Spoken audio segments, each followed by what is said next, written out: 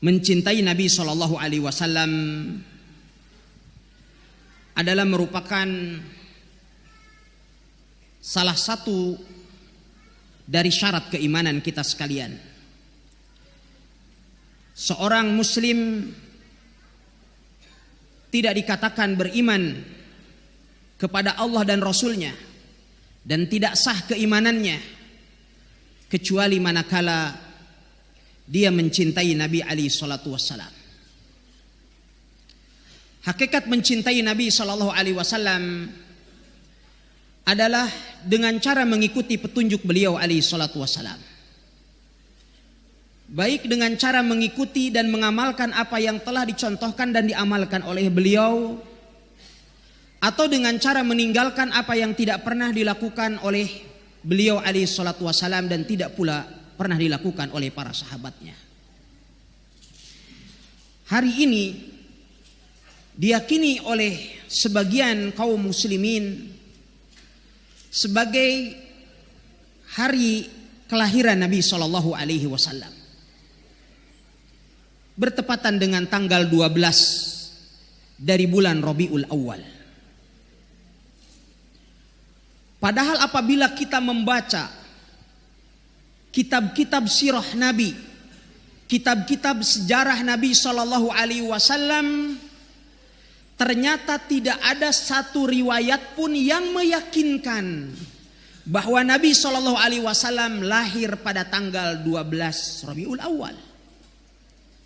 Saya katakan para ulama rahimahumullah tidak bersepakat bahwa tanggal 12 Rabiul Awal itu adalah sebagai hari kelahiran Nabi Sallallahu Alaihi Wasallam.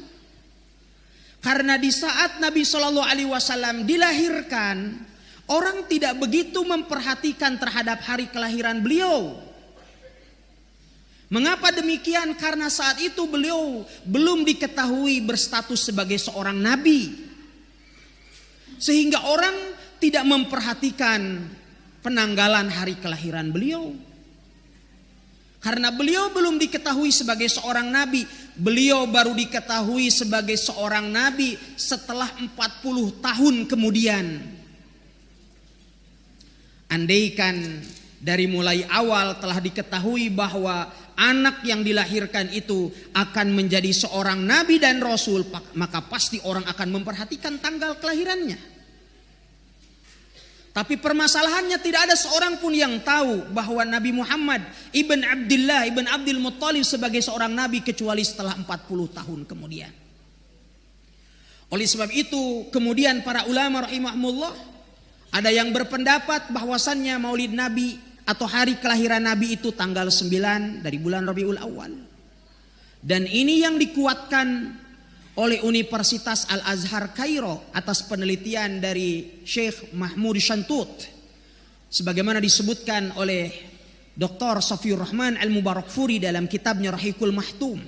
Setelah dilakukan penelitian bahwa ternyata hari Senin pada bulan Rabiul Awal itu tidak ada yang jatuh tanggal 12. Karena yang disebutkan dengan riwayat yang sahih dan meyakinkan bahwasannya Nabi Shallallahu Alaihi Wasallam itu dilahirkan pada hari Senin.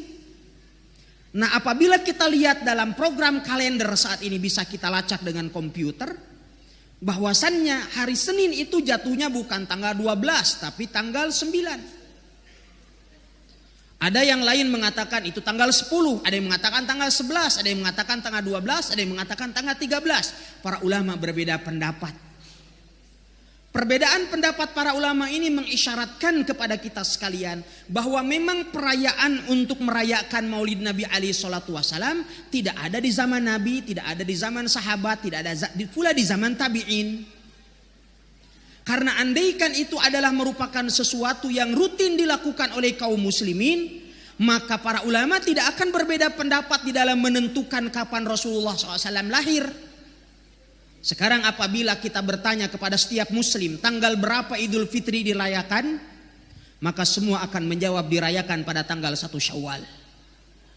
Apabila kita bertanya kepada setiap muslim di belahan bumi manapun dia tinggal, tanggal berapa hari raya Idul Adha, dia pun tidak akan ragu, pasti dia akan mengatakan itu dirayakan pada tanggal 10 dari bulan Zulhijjah.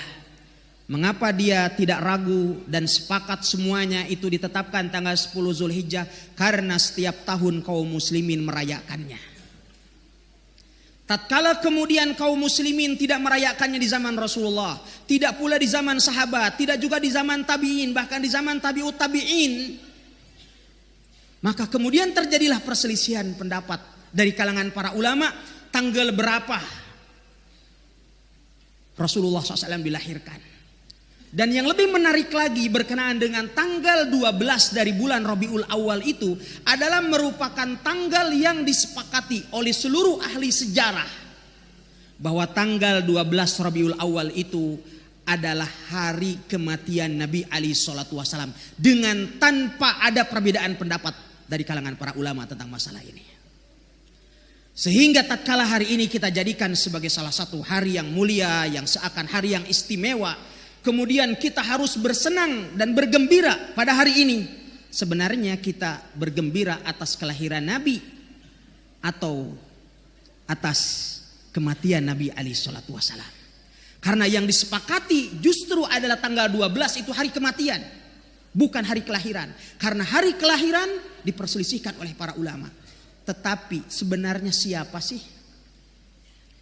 orang-orang yang pertama kali melakukan Maulid Nabi? Ternyata manakala kita lihat bahwa orang yang pertama kali merayakan Maulid Nabi itu adalah seorang raja yang pernah berkuasa di Mesir, dari kerajaan Syiah, Daulah Fatimiyah, Al-Mu'izz lidinillah, yang menamakan dirinya Al-Mu'izz ad-dinillah di pertengahan abad keempat. Sebelum itu tidak ada yang namanya perayaan Maulid Nabi. Apakah itu para sahabat, para tabi'in, atau para tabi'ut tabi'in. Kecintaan kita kepada Nabi SAW adalah dengan mengikuti sunnahnya, dengan mengikuti ajarannya. Dan bagian daripada ajaran Nabi SAW, Nabi SAW tidak mengajarkan kepada kita sekalian ya untuk merayakan hari raya atau merayakan hari kelahirannya, tapi justru itu adalah sebuah tradisi Nasrani yang kemudian masuk ke dalam Islam. Oleh sebab itu di dalam ajaran Nasrani ada namanya hari Natal. Hari Natal itu sebenarnya hari apa? Hari Maulid. Natal dengan Maulid itu sama. Kalau Maulid itu bahasa Arabnya, bahasa Latinnya Natal. Jadi sama dengan Maulid Nabi, sama dengan Natal Nabi Muhammad SAW. Para hadirin dan hadirat serta para pendengar yang dimuliakan oleh Allah Subhanahu wa taala.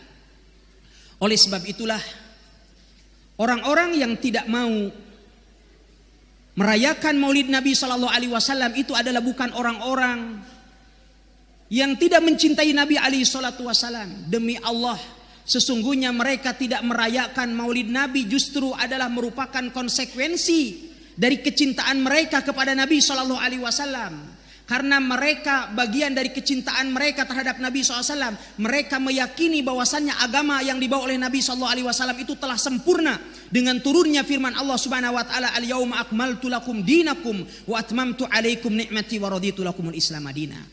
Ketika kemudian kita menambahkan sesuatu ke dalam agama ini, maka itu artinya sama dengan kita mengatakan agama ini belum sempurna, sehingga masih perlu ditambah-tambah. Maka bagian dari kecintaan kita kepada Nabi alaihi salatu wasallam, kita meninggalkan apa-apa yang tidak dikerjakan oleh Nabi SAW dalam urusan agama. Adapun kemudian dalam urusan keduniaan, dalam masalah adat dan budaya, maka kita telah diberikan keleluasaan oleh Nabi SAW untuk melakukannya. Ikhwatal iman yang dimuliakan oleh Allah Subhanahu Wa Taala, marilah kita perbanyak sholawat kepada kekasih kita, kepada panutan dan junjungan kita Nabi kita Muhammad alaihi salatu wasalam, sebagaimana hal itu telah difirmankan oleh Allah azza wajal, innallaha wa malaikatahu yusalluna 'alan nabi ya ayyuhalladzina amanu sallu 'alaihi wa sallimu taslima. Allahumma salli ala Muhammad wa ala ali Muhammad kama sallaita ala Ibrahim wa ala ali Ibrahim innaka Hamidum Majid. Wa barik ala Muhammad wa ala ali Muhammad kama barakta ala Ibrahim wa ala ali Ibrahim innaka Hamidum Majid.